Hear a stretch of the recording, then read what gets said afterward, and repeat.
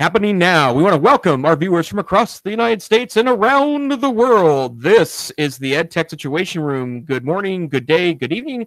My name is Jason Neiffer, and I'm the Assistant Director and Curriculum Director of the Montana Digital Academy. And this is the EdTech Situation Room, episode number 114, and it's the 14th of November, 2018. And joining me, as always, Dr. Wes Fryer. Good evening, Wes. How are you this evening?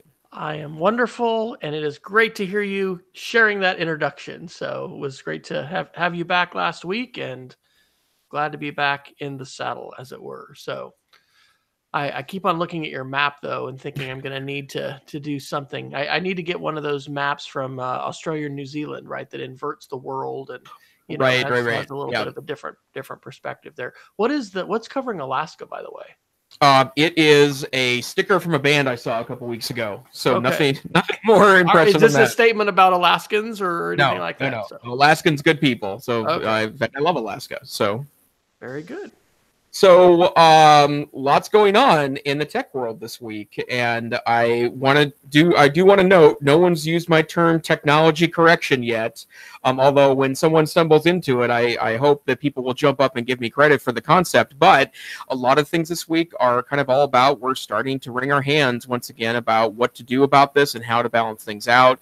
And for those of you that tuned in last week, you know that the New York Times article about wealthy people going to school that kind of back off of tech, and now that's the new digital divide. There's a strong counter reaction to that. I think you're going to find tonight that there are more things related to that in regards to the news. But for those of you that this is their first time turning in, first, welcome to our humble podcast. We hope you enjoy our analysis about current events in the EdTech world as it relates particularly to classrooms. But we tend to take up 10, 15 topics a week and discuss them, sometimes more, sometimes less. And you can always find every article we refer to at our website, edtechsr.com, where our show notes are always available. So with that in mind, Wes, where would you like to start this week? Well, let's go to Article 9 from Wired, which is on November 1st. The college kids doing what Twitter won't. This is a fascinating piece about moderation of fake news, identification of bad actors, the way in which two UC Berkeley campus students have been trying to address these issues, specifically on Twitter. And they had launched a Chrome browser extension that inserts a button onto every Twitter profile that reads snappily "bot check me." And so this is trying basically to focus on bots in U.S. politics and hunting down propaganda. And this is really interesting. Several of the articles, or some of the other articles we've got, are talking about like due process and the ways in which tech companies, there are companies pushing for more transparency and appeal processes and things like that. And so anyway, this is interesting to see these students tackling this. And I think it's pretty fascinating to think about the modification of the feed, right? There was I think Geek of the Week that we talked about a few weeks ago. It's Britannica's. Let me see if I can find it, which basically prioritizes Britannica's. If I can spell Britannica, I have to Google it so I can spell it right. Isn't that a sign of the times? So you install their extension, and it's going to elevate their vetted sources in your feed. And so I'm not finding it. But anyway, so we need to have, it's called Britannica Insights. And so it's supposedly a Chrome extension to fix false Google results. It's really good to see the acknowledgement in some of these circumstances for, yes, your feed is the product of an algorithm. Yes, your feed is not necessarily equal to someone else's feed, but it's pretty fascinating to see all of this play out, because as we might talk about with the Facebook PBS Frontline special, it's just so glaringly obvious that Facebook in particular totally has missed the boat and is scrambling to catch up.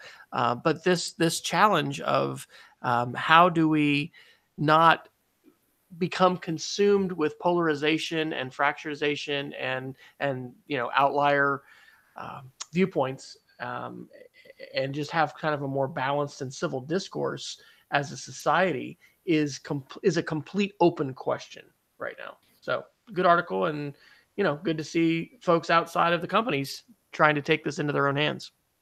Absolutely, and it's not surprising to me that that part of the reaction here to the broader question of social media and its impact negatively on culture, interactions with other human beings, ultimately politics. Would there are people looking for technological solutions to do that, to empower you as an end user to make good decisions. I think that part of what I always think about when I read articles like this, that they are useful tools, but I think about some, I guess, arguments I had with non-bots. This is particularly during the 2016 election season, and it still relies on the fact that you trust the tool that's making the decision for you about helping you decide whether a source is legitimate or not. And I'll give you an example of this.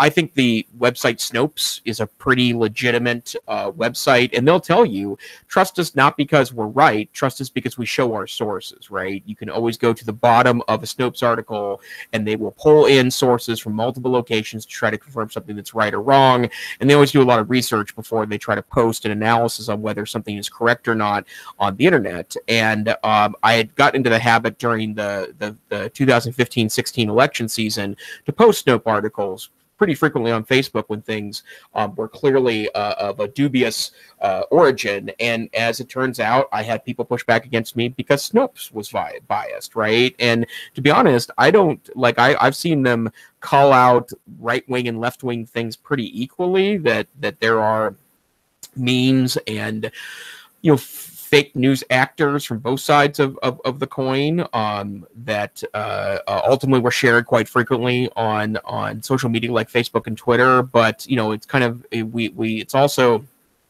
figuring out a way to trust the resources that are helping you make those good decisions. And I'm glad we're struggling with this, because I think this is going to be our way to figure out how to, move this away from dystopian politics and more towards a way to empower people to make good democratic decisions in 2018. The website they've created that has these extensions, and they are also available not just for Chrome, but also for Firefox and Safari, which is interesting because I didn't realize that Safari was extensible in that way. But it's called botcheck.me. That is the URL. And pretty fascinating in terms of the ways in which they're going about identifying, even with direct messages, and some of these are evidently set up to engage and possibly to have a human, jump into a conversation if they're being, kind of tested and probed a little bit. And this is absolutely fascinating, right? The march of artificial intelligence. I got to actually teach a 5th grade digital citizenship class last week, and somebody had mentioned something about AI. And so I was able to have my laptop and basically teach with Google. So I said, "Do you guys know Gary Kasparov?" Then we talked about chess and, his defeat at the hands of Watson. And then, is that right? And then I should be Googling it right now. Or was it Deep Blue? I think maybe it was Deep Blue. I'm trying to remember. Deep Blue, yeah. Okay. And then Watson was the one, right, who won Jeopardy. Right. And then we talked about, just where AI is going and those kind of things. And it's happening before our very eyes, right? I mean, the rise of the smart assistant, we've got an op-ed that we can chat about that talks about that. In fact, I'll do a shout out to both those articles. We probably won't get to them all. This is under the technology op-eds. Alexa, should we trust you? This is from The Atlantic, November 2018. It's absolutely fascinating, right? The ways in which we are, quote, kind of falling for smart assistants, the ways in which we see, kids engage, the ways in which they're developing context, being able to, in some cases, start in this is early days, but be able to have a follow-up, comment or follow-up conversation. And this voice revolution is just literally we're at the dawn of it. And how much is communicated through voice, it's just it's a fascinating piece. But the other one that kind of ties to this college kids doing what they want with Twitter on Wired is definitely a must-see television series.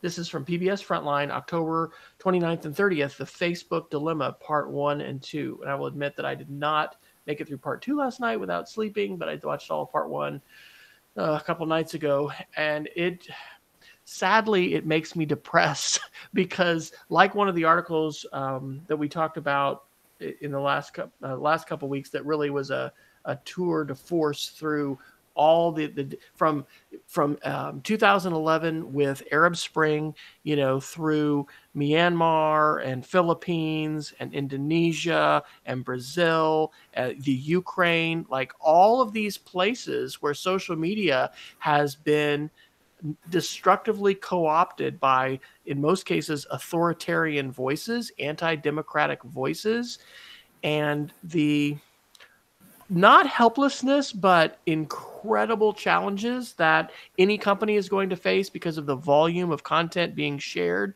and the difficulty with filtering out, well, with basic censorship, right? Deciding what violates a community standard. What are our community standards? What violates it?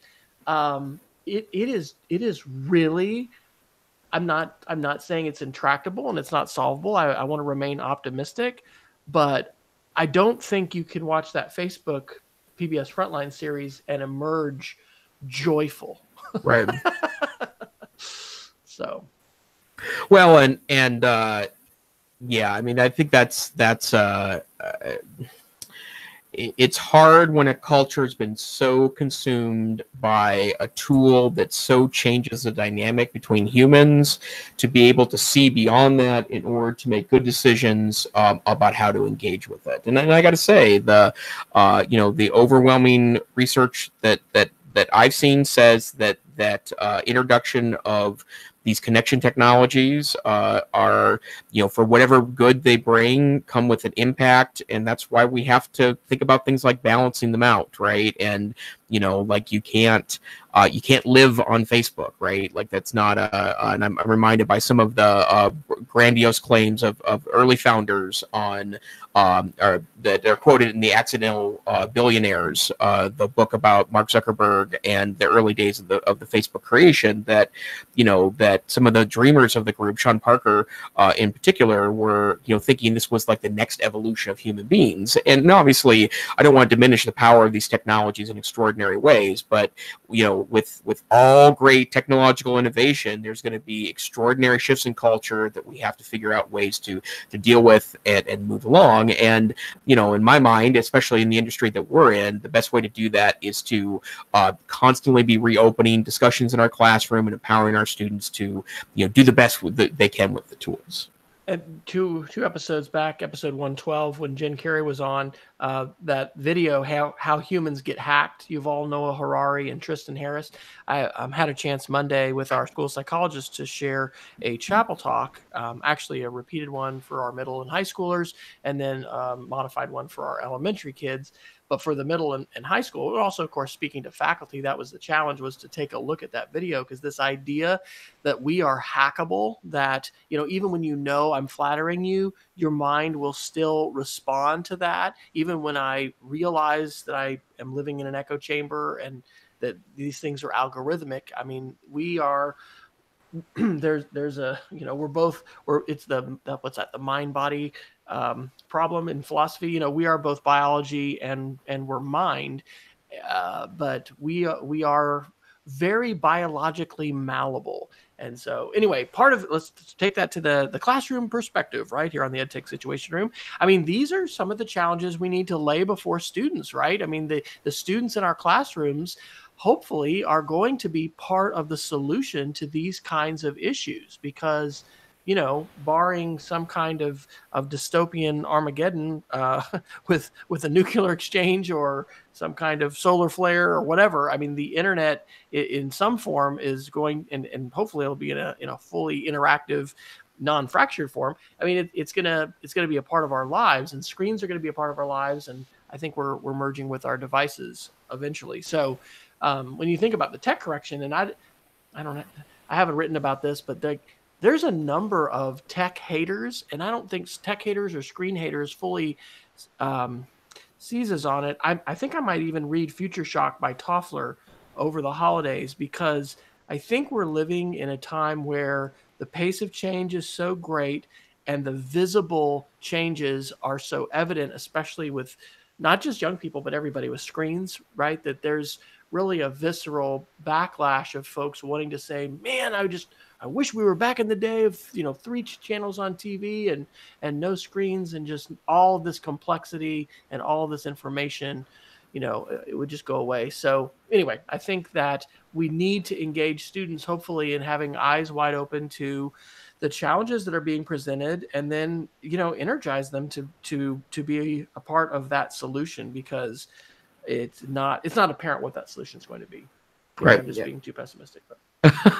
Well, but I mean, I think that the only way we're going to move forward is if we can start having honest conversations about this stuff, right? And I think that's well, again, I do think the tech haters are not helpful in this conversation, because it's always in fact, the debate about that New York Times article a couple of weeks ago, like it's not 0 or 100, right? Like, it's never been about 0 and 100, and in fact, if we make it about 0 and 100, we get no clarity. So right. there's something somewhere in the middle, and that's an example itself of the ways in which headlines and getting clicks and getting attention, drives journalists, even mainstream New York Times journalists, to portray something in a very extreme way. Because as that article said, or as the response article in the Columbia Law Journal, as that talks about,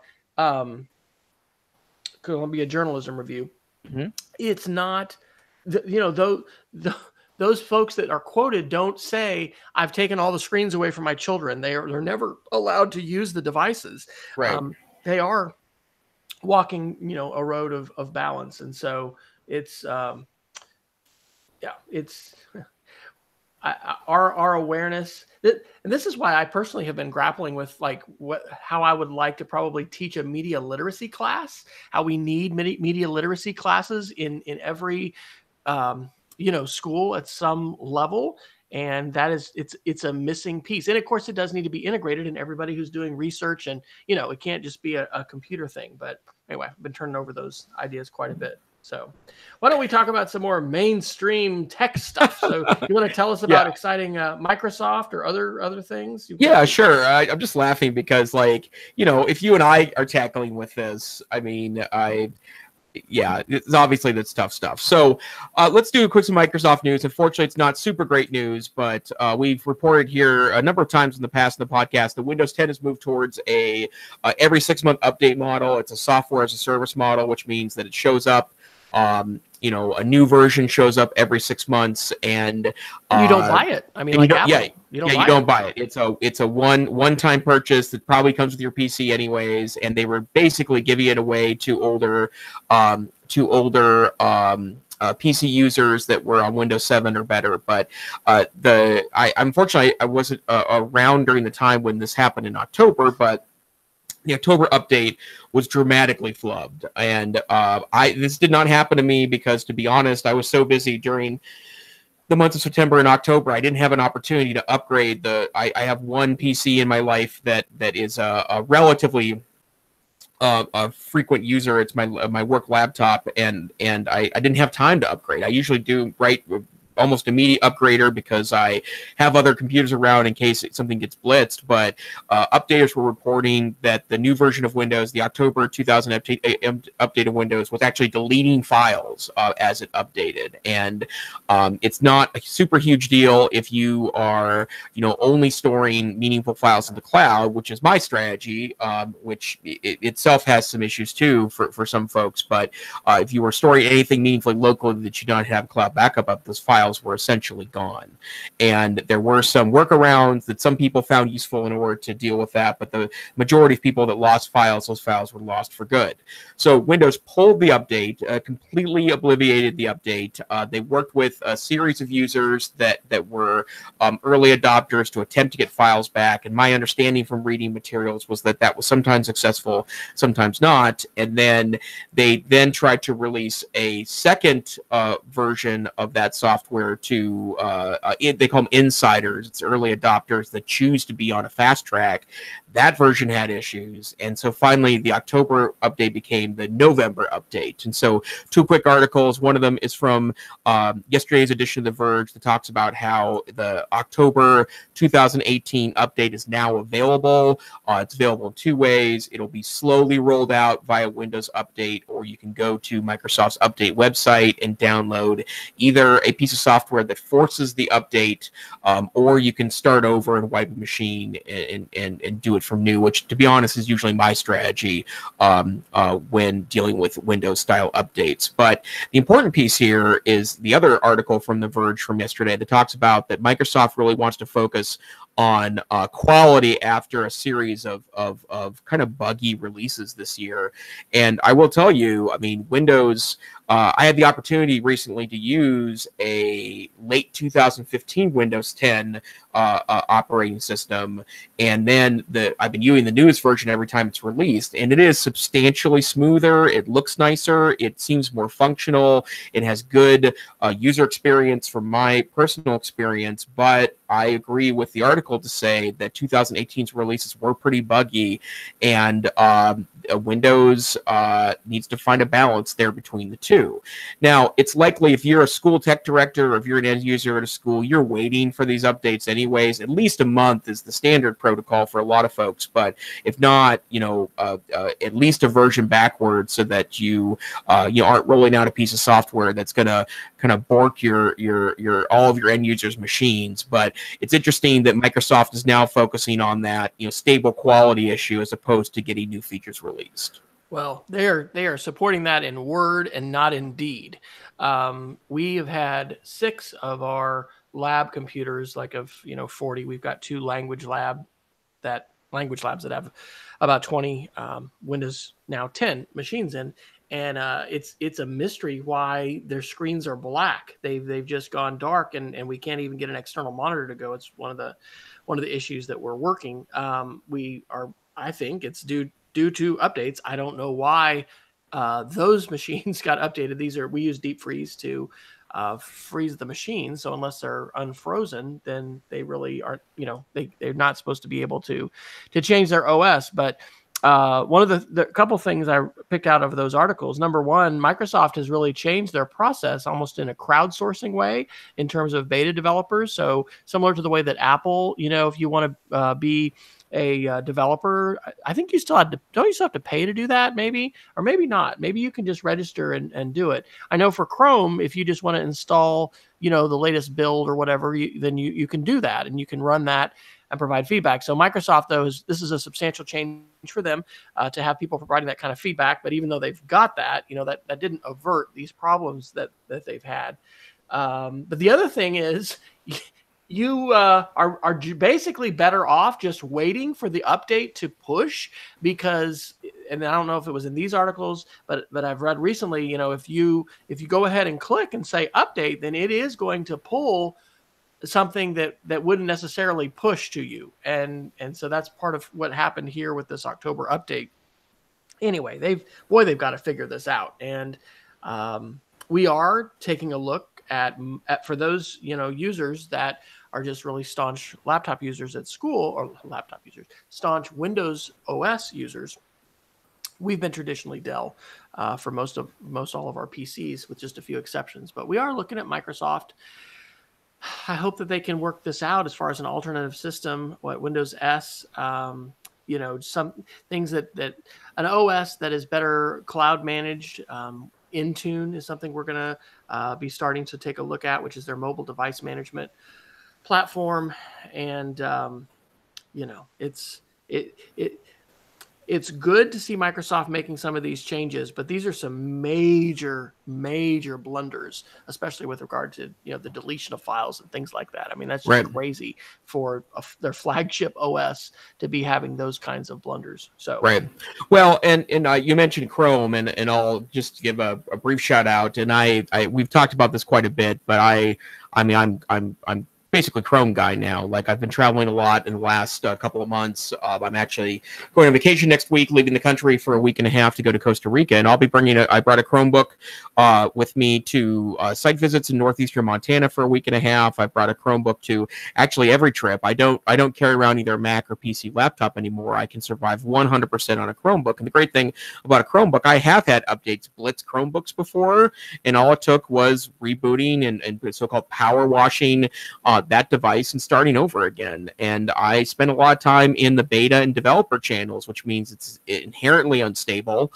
Once in a while, it's so unstable that it stops working, or it blitzes something that I needed to work pretty sanely. And that's a really great thing about the Chromebook environment, right?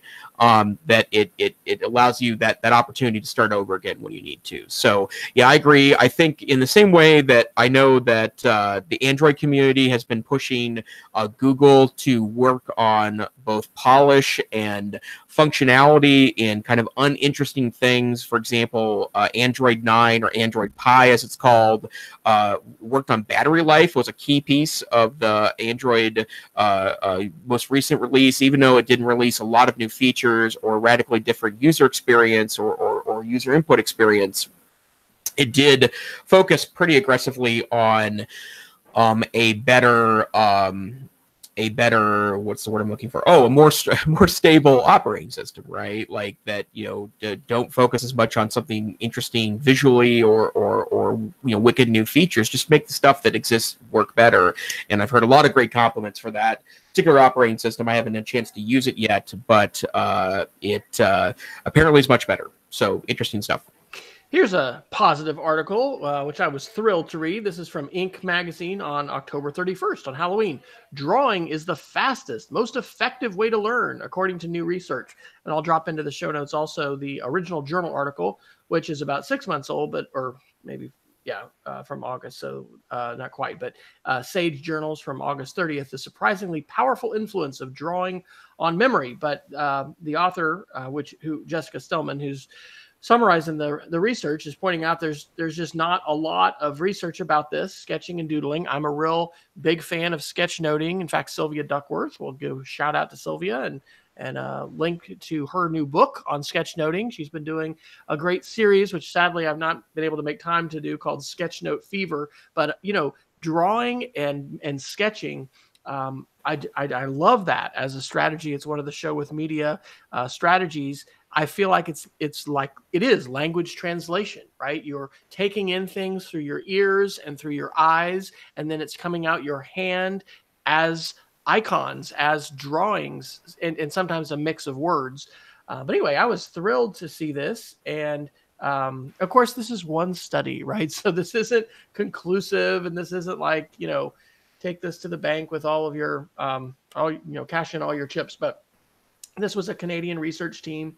They had a group of volunteers, and they're asked to memorize a list of words, and half were instructed to write them down. The others were told to draw them in order to memorize them. And then the doodlers, really beat the ones who were just writing them down. So I was glad to see this, and, would love, I want to hopefully find some ways. Our elementary art teacher, who I've taught some after school STEAM classes with, we talked about doing one just on sketchnoting. So hopefully that will be in the cards at some point, because it's something that stretches me. I'm not a naturally gifted artist by any means, but just like Pictionary, the point is not to draw amazing art. It is to deepen your own learning and your own understanding of something. And then if it can provide a visual stimulus for you to be able to remember those things and retell what you heard and what you've learned. Right. We have one of our high school biology teachers who's been, experimenting with that a little bit. And actually the Apple News, with this new Apple Pencil 2, and just the magic of that stylus, I find that just very, very compelling. The power to be able to, decide how do you want to input on this. Do you want to use a keyboard? Fine. Do you want to use your voice? Fine. Do you want to draw? Do you want to write with your handwriting?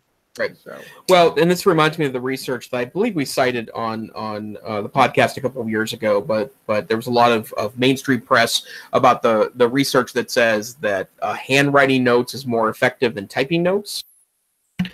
And the onus behind that research was that typing is an inefficient way to take notes for memory because you're essentially dictating, right? You're taking dictation and you're creating a word-for-word transcript in a lot of cases. But if you are handwriting something down, you're making conscious decisions to what is the important part of this, right? You're not taking dictation.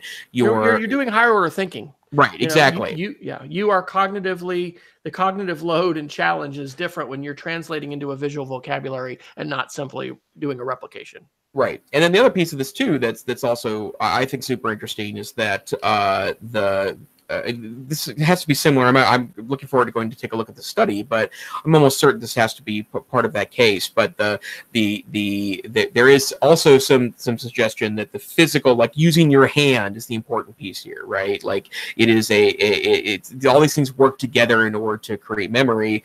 And then the other thing that and I need to read this a little further. I'll probably do this in a future podcast. There are even fonts now that people are recommending that increase memory, because you have to work a little harder to read it. Like they're not easy to read fonts, if that makes any sense at all. And the idea behind it is that you are actually having to fill in some of the blanks with your brain, but that increased juice that's going to your head to be able to process that also helps memory. So whenever you can kind of work your brain out, that's always going to help in the increase of memory. Now, of course, don't take any of this stuff to mean that just that and only that is going to bring magical success. I have laughed a couple of times of teachers that hear things like chewing gum increases brain power, so they'll hand out gum during a test, and of course the brain power is really when they're studying, not when they're taking the exam. But still, all these things together I think draw an interesting picture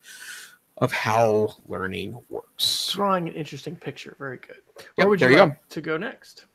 I want to go to an interesting article, but I was not able to actually find the tool today, and I only spent 2 or 3 minutes digging. But Pandora is working on a new project that they're calling the Podcast Genome Project, which is apparently launching in beta on iOS and Android. And for those of you that don't know the background about Pandora, and I was thinking about this the other day, Pandora it's got to be 16, 17 years old by now. But Pandora is a radio service that is about taking playlists, and based on your preferences, will take a playlist and create or do some music discovery for you. So create a string of songs based on that. And what they've done is they've taken almost a language or a categorization of music, taxonomy, if you will, and have prescribed hundreds and in some cases thousands of attributes to music, so that if you are really into like a heavy bass line and electronic drums and female vocals, that it's going to find other songs that have a heavy bass line and electronic drums and a female vocal in a jazz style. It's going to string songs together that are very similar in that way. Now, in a lot of ways, Pandora's algorithm is kind of obvious, right? If you like to play jazz music, it's going to play you other kinds of jazz music. But the idea here is that if you like one kind of music, it can be a discovery for another. Well, they're now working on I guess the best way to describe this is Pandora for podcasts. They're doing the Podcast Genome Project. It's now launching in beta, and it takes 1,500 attributes, including the kind of topics, the production style, the host profiles, et cetera, et cetera, et cetera. And it's going to try, podcast discovery, basically. So if you like this podcast, you're bound to like these other podcasts.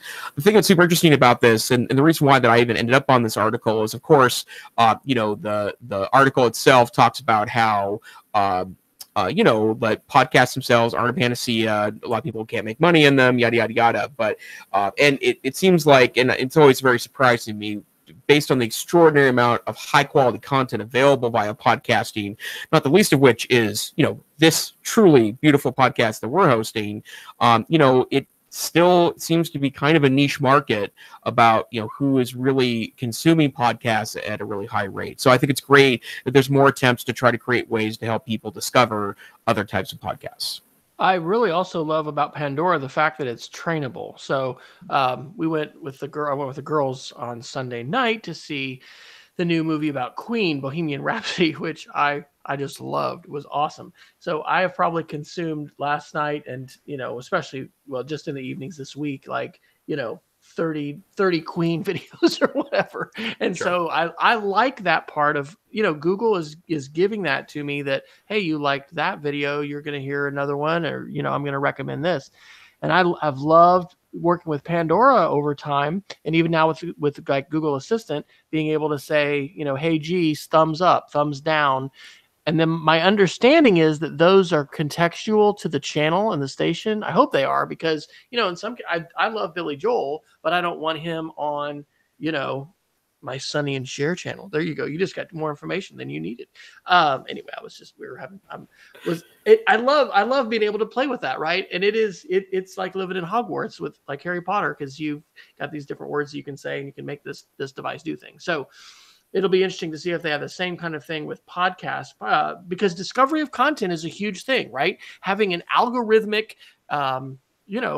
superpower to be able to discover other, educational technology podcasts, but just more nuanced than that, right? If you're interested in a particular podcast, I mean, that's where Google, and this is, we've been talking about this with YouTube, it's the addiction and that kind of stuff comes on too, because they'll know that X million other people who liked that video also watched this video, but it can there's rabbit holes that can take you down, but it can also be a wonderful thing. So I'm excited to see that as well.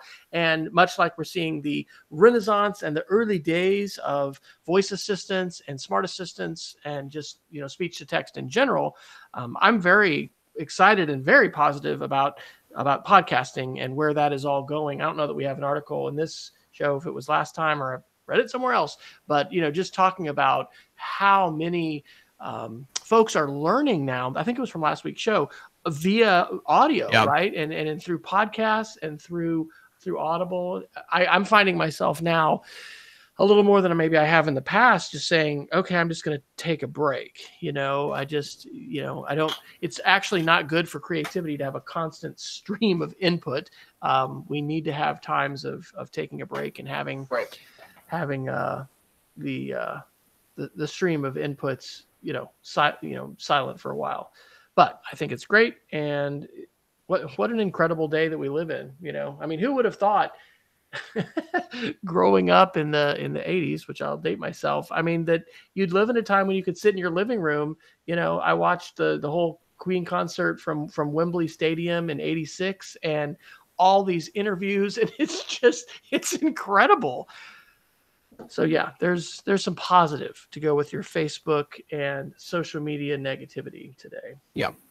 Well, and while we're doing that, I saw that you'd posted the update on our 2018 priorities from YouTube. Yeah. And there's a couple great stats in there that I wanted to share. And I can't remember if we've talked about this a little bit or not on the podcast before I took my brief hiatus, but I've really, actually, there's 3 or 4 technologies I've been working really hard in the last 6 months to have a great positive relationship with. One of them is Reddit. I think Reddit has become a much more pleasurable experience for me, partly because I got rid of all the political chitter chatter on there. And now I spend time on nerdy stuff, right? Which Reddit has plenty of. But the same is also been true of YouTube. YouTube has always been a great spot for me, but it's not been a destination where I've taken a lot of channels other than podcasts I listen to through other means, video podcasts I listen to through other means, and sometimes subscribe there.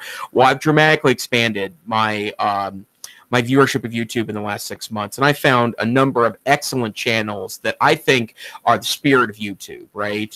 There's a guy, it's Steve at MRE Info 1989, who does MRE reviews, and the production quality is only medium, but it's That's still a good excellent. Montana topic, by the way. Right? It is a really good Montana topic. Excellent, really well done, really interesting stuff. There's a retired gentleman in New Jersey called called Scout Crafter, who takes old tools, 100-year-old tools, and refurbishes them to brand new, and talks about how he does that. And that's a one of dozens of channels I've started watching fairly regularly. And if you have an esoteric interest, or one that is maybe not super mainstream, like refurbishing 100-year-old hand tools, like there is no alternative to that. There even community access television, where in the middle of the night you can watch talk shows broadcast to half dozen people in a large city.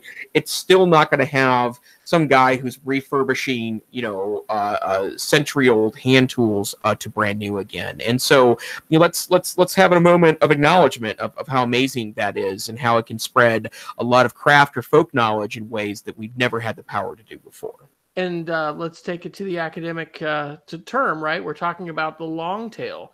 So the long tail, is a power law graph, and off to the far right, we have a diminishing asymptotic line that is going to get smaller and smaller. And the way I usually talk to people about the long tail is like Walmart or your grocery store. I mean, there's only so many products they can carry, especially if it's a well, whatever. I mean, they may have some local things, but they're going to decide what kinds of products they're going to carry, and they're going to have a certain amount of consumption in order to keep that on the shelf. But when it comes to information and videos and things like that, we might not have a lot of people into evaluating MREs here in the Oklahoma City area. I don't know. We probably actually have a lot of people into that, but distributed across the entire United States, across the entire world, there's a lot of folks. And so that is one of the things the internet has enabled is the long tail. Of course, we also kind of see that now with outliers in the way in which the megaphone of social media, gets to be utilized by them. But that's a good vocabulary term, if you don't already know it, to pass along and show. And you can check that out in Wikipedia. And then actually the Wikipedia article in section 4 talks about Chris Anderson and Clay Shirky. Clay Shirky is one of my favorite authors, writing Here Comes Everybody and some other books. And so anyway, Chris Anderson, it says, term that as the notion of looking at the tail itself as a new market in economics, right? There's opportunities now that we can have to have this niche audience, whether you're a creator and you're just going to find your tribe and you're going to use Patreon or other kinds of platforms with micropayments to sustain yourself and be able to keep creating. That is related to the long tail. Or whether you're going to create some kind of a niche product and it's not going to be something that has to be, consumed by the mainstream, but if you connect again with your tribe or with those folks that are in that long tail. Good stuff. Absolutely true. Okay, well, on that article before we leave it, that was the creator blog post that was from October 22nd. They actually talk about some politics in Europe in that article, which is worth mentioning. The ways in which the privacy regulations and the takedown threats from Europe, threaten creators. She talks about EU Parliament voting on Article 13 copyright legislation that could drastically change the internet you see today. That could mean, for instance, that you can't have fair use. I think we've probably talked before about how that might affect memes and other things. But when you have some short clips that you're going to have, and you're going to utilize that. So this was interesting because it's updates to YouTube, and it's talking about the YouTube Studio, which is replacing the Creator Studio. It's still in a beta, but it's new editing tools and tools for looking at your analytics and just being able to basically manage your channel and your content and learn more about that. But laid in here, in addition to those technical updates, was talking about some real serious updates regarding the ways in which platforms have not been responsible up heretofore to rigorously police all kinds of content and actually take stuff down. Of course, we did have YouTube come up with their, what's it called? It's a recognition engine. I'm trying to think of the name of it, but it's, if music is being used, that's part of how they were able to, strike deals with music publishers and copyright owners so that they can get a cut of the ad revenue when their music is being played. I'm not thinking of what that's called. But anyway, some important updates, and those also included some political things, which again are important to talk about. Network neutrality. To what degree are we going to hold the platform owner harmless, and to what degree are they going to be required to take things down? And when you have laws that are very dramatically different in this world, YouTube. There's the other Google article we've got in there is from Columbia Journalism Review. Google CEO China argument doesn't hold water, and this is talking about the Sundar Pichai decision to go ahead and move into China and have a censored version of its search engine. It's pretty interesting, isn't it? The world is not monolithic. We know this. I think that a lot of us had, very optimistically naive perspectives about how the internet was going to cause a lot of walls to go down and free a lot of folks who were being bound to, not be able to express themselves, et cetera, et cetera. And, maybe this is part of the text correction too, Jason. It's the reassertion of local laws and trying to say, Right. wait a minute, United States or internet people, your values are not our values. We want to, have a different set of regulations that govern what people see, and not just and that can have an effect beyond the bounds of a country. And so when every website has to comply with a different set of regulations and laws depending on the country where their content is shown. We have this right now with GDPR, where I use Tor sometimes, and when you use the Tor browser, you are basically spun out to some server somewhere else, and so it might think that you're in Luxembourg or you're in Australia or somewhere else. And so sometimes when you visit the LA Times or these other websites that aren't GDPR ready, they'll say, hey, sorry, but we can't serve this to you now because we're not, complying with your laws yet. So that's a really different phenomenon to see in the on the internet, and not necessarily a great one. Right. And yeah, and I've noticed the same thing on the Tor browser as well. So, and I although I will say related to that when those rules first rolled out earlier this year, I know that some people that were traveling in Europe at the time said they liked going to some U.S. sites because they scaled back the advertising dramatically. That for a while, some major news sites were only serving up pretty bare bones websites with very little tracking, and then more importantly, no advertising on it because they hadn't figured out a way to comply with the new sets of rules. So yeah, a very much interesting piece. So I noticed something that was hidden in here that I think you put in here, Wes, that it is the 10-year anniversary of I think it's the original Shift Happens video. Yeah, so good old Scott McCloud. If you don't follow McCloud on Twitter, definitely need to follow Scott. He was the person, along with Carl Fish, who is a Colorado educator back in 2008, that put together this video. And it was originally something that Carl was sharing for his teachers at school, and then Scott helped, I think, put it to some music. And this reflection, this is a EdSurge article, Has Shift Happened? Revisiting a Viral Video from 2008. This is from November 6th. And so they actually interview Scott and talk about, what's happened, what hasn't happened. And they're saying a lot of the job shift kinds of things have happened. There was a lot of statistics in here reflecting economics, projections for economics, and then society. And it was designed to try to create some immediacy on the part of educators, and also just, saying, hey, we need to look at changing. We can't just do the same thing.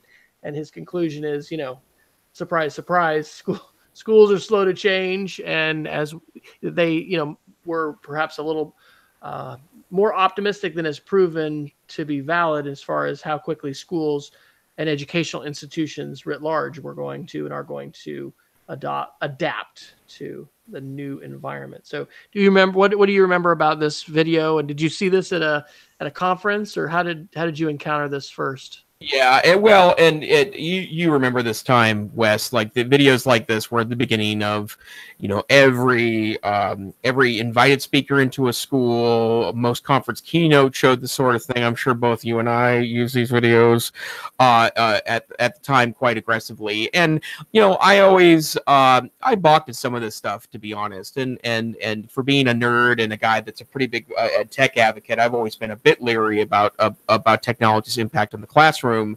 And then one of the things that I've said later on was that the notion of our kids won't be in jobs that don't even exist yet, rah, rah, rah, rah, rah. And then 2010, I took a job that didn't exist when I went to college. So like that's part of that's part of it. My own personal journey is part of that process, right? But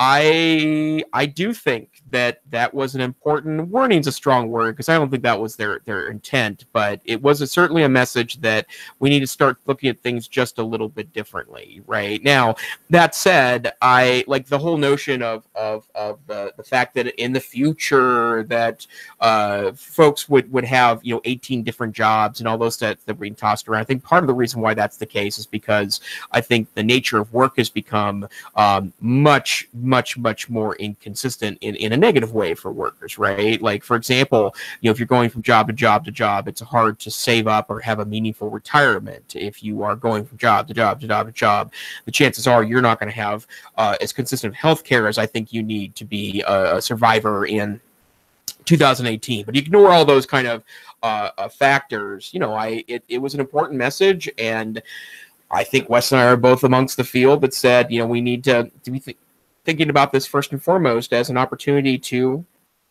adapt schools for the better. So yeah, it's interesting that it's 10 years old now. Couple quick ones. This is very interesting. The Atlantic, November 6th. That cute baby bear video reveals a problem with drones. Different articles will flash around, especially Facebook, as far as being forwarded around. And so this one was, oh, so cute, and look at this baby bear and how it's. But it turns out that there was a drone operator who was flying really close and was probably the cause of these bears' distress. And so there's a cautionary tale here about drones and wildlife, and then also the ways in which social media and even the forwarding of that is potentially going to encourage more bad behavior when it comes to drones and wildlife. And then a couple to pick up here real quick under the Facebook. I put Facebook, Instagram. I mentioned the PBS Frontline special. But I think you had dropped in the Fortune magazine from November 8th. Facebook is the least trusted major tech company when it comes to safeguarding personal data, poll finds. I found it kind of amazing that Amazon was at the top of that. Maybe, I guess, because we're buying stuff from them. But, for me, I would certainly put Apple and Google ahead of both. Definitely, I'd leave Facebook at the end, but I put them ahead of Amazon.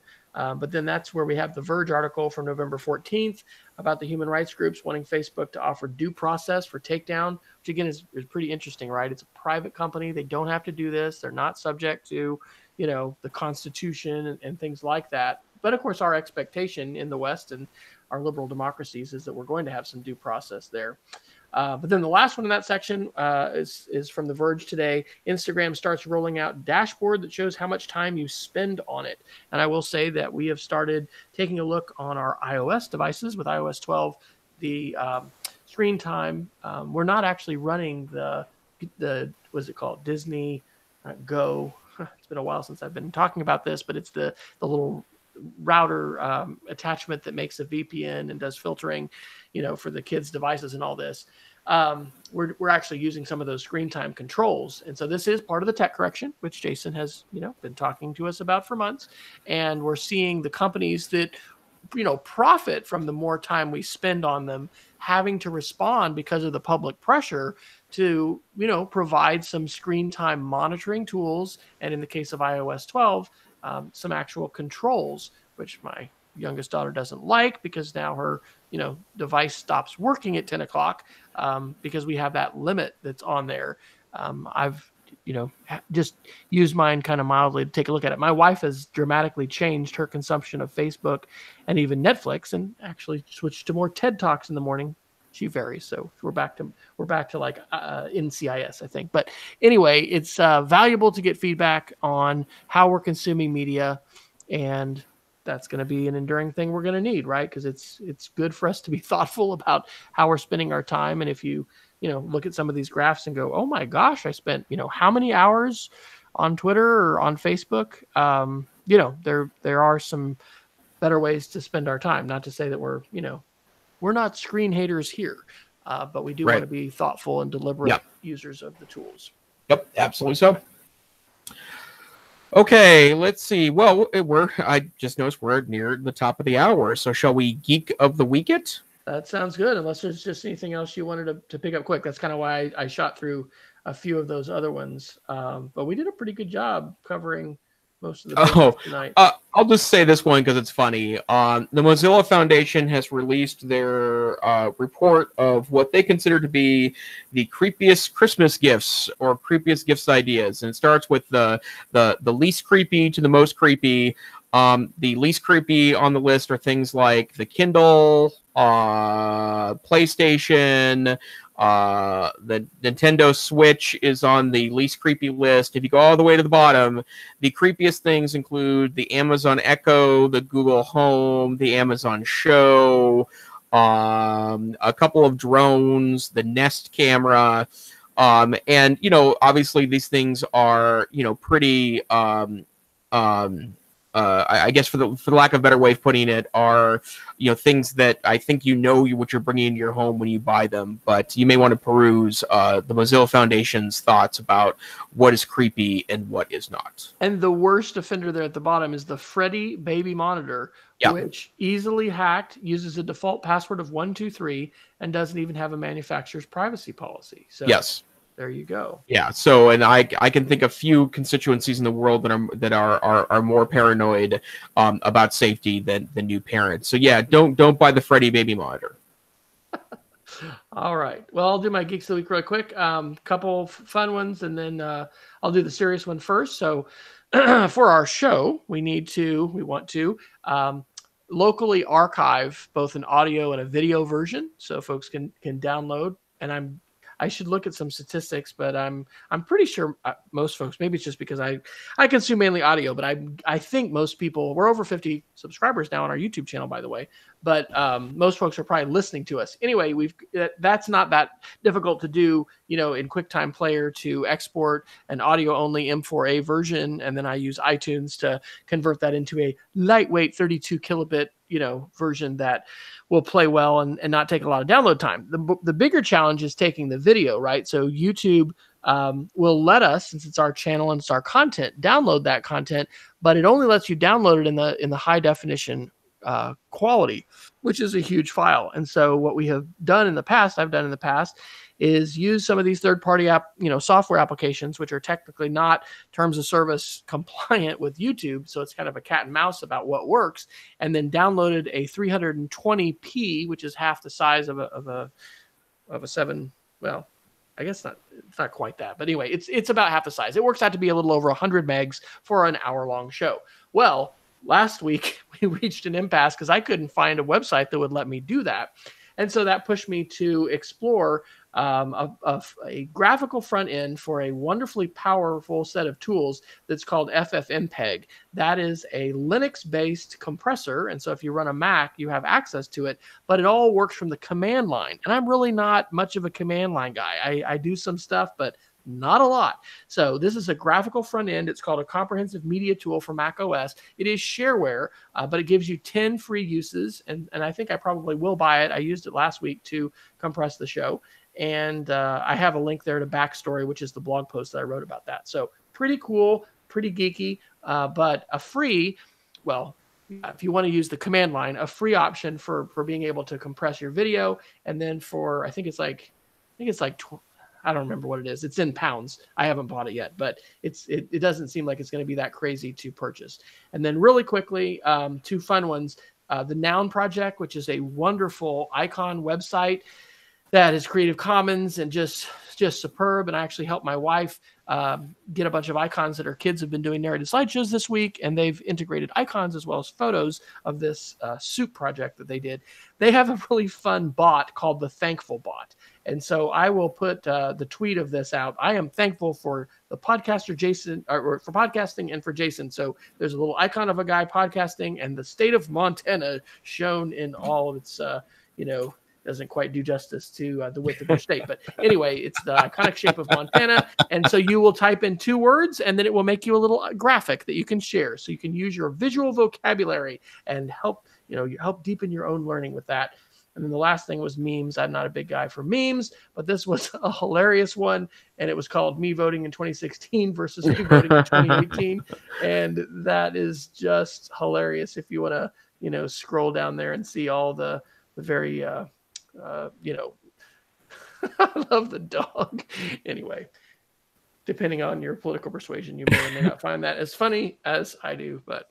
Right. Yeah, I thought those were pretty good too. So, and then a bunch of my friends ended up creating their own on Facebook last week. So, okay, well, mine is not nearly as interesting, but is an interesting tool for a pretty unique use case. So I help run the Montana Digital Academy, a state virtual school located on the University of Montana campus in Missoula, Montana, and we have usually hundreds. It's our number one content area by department. Hundreds of students taking world language classes at MTDA, mostly because a lot of smaller schools across the state, they can neither afford a world language teacher or can attract one to the rural areas of Montana. So lots of kids taking distance learning classes in the state of Montana. Well, it is a challenge to support students on hundreds of different platforms on typing non-American English characters to help facilitate their language instruction. And so we found this great app earlier this year. This is copycare.cc, and it has kind of a full alternative character keyboard. It includes some arrows, symbols, emoji, etc. But for students that are lacking a way to figure out a way to do the key combinations required to get alternative characters, this is a great way they can simply copy and paste to their memory to then paste into like a test or a quiz or a document. And it's really sweet because you just press on the letter and it copies to your clipboard. So it's super fast and works on all sorts of devices. So we've been very fortunate as of late to be able to utilize this particular technology with our students at the Montana Digital Academy. I've muted myself, so anyway, that's awesome. Good share. My wife dreams of having a mute button, but so far I don't have that. Not meant to be. So all right. Well, that was a great show. It's great to have you back. And are we going to be on? We don't have Thanksgiving next week. We got 2 weeks for Thanksgiving. So any special arrangements we need to be making for upcoming weeks? I'm good for next Wednesday. I'll be joining. You're going to Costa Rica. Yeah, right? I'll be joining from Costa Rica next week. Okay, fantastic. Well, you think we can do the same time? Yes, definitely the same time. And then the week after, it's up in the air. I'm traveling that day, but I'll let you know what airline flights look like. See if you can just drop down to Tegucigalpa and say hi to Marta. Okay, there you go. Just shout out to Marta. Yeah. She's leading our fan base in Central America, as far as we know. So yeah, there you go. So Wes, where can people find you on the internet? I am allegedly on Twitter at W Fryer, and I am on speedofcreativity.org, where I have actually posted a few more blog posts, and I think maybe my wife and I will do a reflection. I've been kind of a pod fader on my main channel there, but those are the primary spots. We have shared now 3 different, but they've also been separated by grade, digital citizenship presentations this year. And those have all been shared on our digital citizenship website for school, which you can find at digcit.us. And I am located at Tech Savvy Teach on the Twitters. I also work with the Northwest Council for Computer Education. Blog.ncc.org is our location there, although we are a little more active on Facebook and Twitter. And keep in mind that NCC registration is now open for our conference end of February in lovely Seattle, Washington. And there's that rumor on the street that Dr. Fryer will be joining us for that conference this year. That's right. And this action here, this little production we got going here is the EdTech Situation Room. We are a weekly podcast. We are live at 9 p.m. Central, 8 p.m. Mountain Time, and I think we're at a different hour UTC now. Maybe it's 2 a.m., 3 a.m., 4 a.m. UTC, some other hour. You can join us live. We love to have people in the chat room. We post out a link where you can join us in the YouTube chat room during the actual broadcast. However, you can always download a copy of our podcast at our website, edtechsr.com, where you can also find a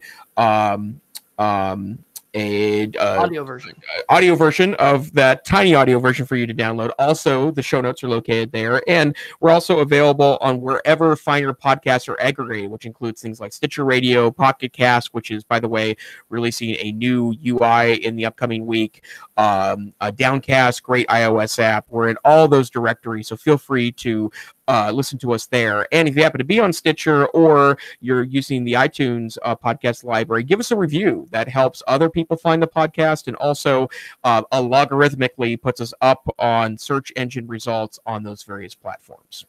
Until next time, we wish you a great week. We will join you next week for a special Thanksgiving edition. Maybe we could do a brief what I'm thinking about for Thanksgiving. Isn't it? No, it's next week.